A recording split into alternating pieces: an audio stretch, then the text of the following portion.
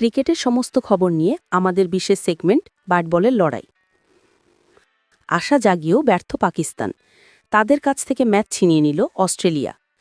৭৬ রানে অস্ট্রেলিয়ার ৭ উইকেট ফেলে দিয়ে জেতার আশা জাগিয়েছিলেন ফাতিমা সানারা। তবু বেথ মুনি এবং অ্যালানা কিংয়ের দৃঢ়তার কাছে হার মানল পাকিস্তান। বুধবার অস্ট্রেলিয়াকে কোণঠাসা করেও তাদের কাছে হার মানল পাকিস্তান। মহিলাদের একদিনের বিশ্বকাপের ম্যাচে ৭ বারের বিশ্ব চ্যাম্পিয়নদের কাছে ফাতিমা সানারা হারলেন ১০৭ রানে। এদিনের প্রথমে ব্যাট করে অস্ট্রেলিয়া করে ৯ উইকেটে ২২১।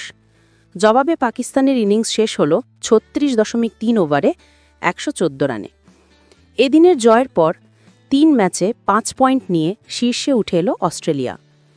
বৃষ্টির কারণে দক্ষিণ আফ্রিকা ম্যাচের আগের দিন অনুশীলন হল না ভারতীয় মহিলা টিমের। বৃষ্টির সম্ভাবনা বৃহস্পতিবারও রয়েছে, এরমটা জানিয়েছে আবহাওয়া দপ্তর। ওয়েস্ট ইন্ডিজের বিরুদ্ধে দ্বিতীয় টেস্টের আগে সুখবর ভারতীয় শিবিরে। আহমেদাবাদ টেস্টে ভালো বল করেছেন মোহাম্মদ সিরাজ।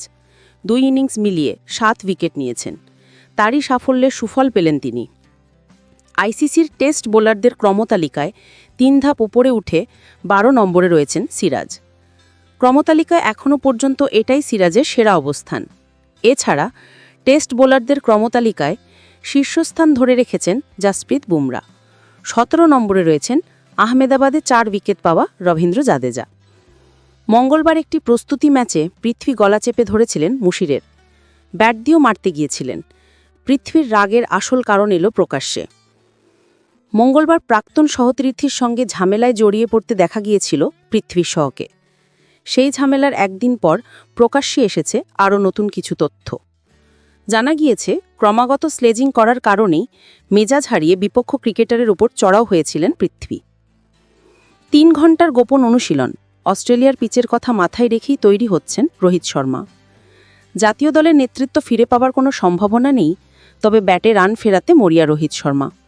আসন্ন অস্ট্রেলিয়া সফরে নিজেকে নতুন করে প্রমাণ করার জন্য প্রস্তুতির কোনো খামতি রাখছেন না সদ্য প্রাক্তন অধিনায়ক।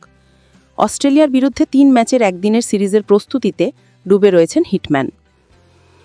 ভারতের মাটিতে দাঁড়িয়েই শুভমনদের সতর্ক বার্তা দক্ষিণ আফ্রিকার অধিনায়ক বাবুমার। ২০০০ সালের পর ভারতের মাটিতে আর কোনো টেস্ট সিরিজ জিততে পারেনি দক্ষিণ আফ্রিকা। এবার সেই ব্যর্থতা মুছতে মরিয়া বাবুমা। তাকে অনুপ্রাণিত করছে গত বছরের নিউজিল্যান্ডের পারফরম্যান্স। ভারতের মাটিতে ৩-০ ব্যবধানে টেস্ট সিরিজ জিতেছিল তারা। সেই একইভাবে দেশের মাটিতে শুভমনদের কোণঠাসা করার পরিকল্পনা করছে দক্ষিণ আফ্রিকা। তার ঠিক ১ মাস আগেই শুভমন গিলদের সতর্ক বার্তা দিয়ে রাখলেন টেম্বা বাভুমা।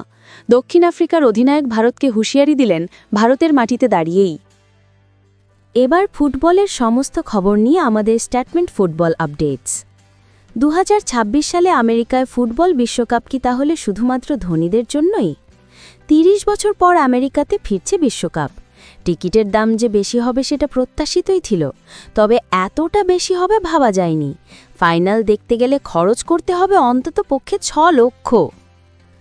বিশ্বের প্রথম ধনকুবের ফুটবলারের স্বীকৃতি পেলেন ক্রিস্টিয়ানো রোনাল্ডো। তিনি অনেকটাই পেছনে ফেলে দিয়েছেন লিওনেল মেসিকে। একটি সংস্থা তার হিসেব অনুযায়ী রোনাল্ডোর মোট সম্পত্তির পরিমাণ $১৪০ কোটি, যেটা ভারতীয় মুদ্রায় প্রায় ১২,৪৩২ কোটি টাকার সম্পদের মালিক পর্তুগালের অধিনায়ক, যার ফলে তিনিই বিশ্বের প্রথম ধনকুবের ফুটবলার। জয় দিয়ে শিল্ড শুরু করল ইস্টবেঙ্গল। জয় দিয়ে আইএফএ শিল্ড শুরু করল ইস্টবেঙ্গল। বুধবার কল্যাণী স্টেডিয়ামে শ্রীনিধি ডেকান এফসিকে ৪-০ ব্যবধানে হারালো লাল হলুদ ব্রিগেড। এদিন ইস্টবেঙ্গলের হয়ে অভিষেক ম্যাচেই গোল করলেন জয় গুপ্তা। এছাড়া অপর ৩টি গোল করেন সাউথ ক্রেসপো, হামিদ ও জিকসন সিং।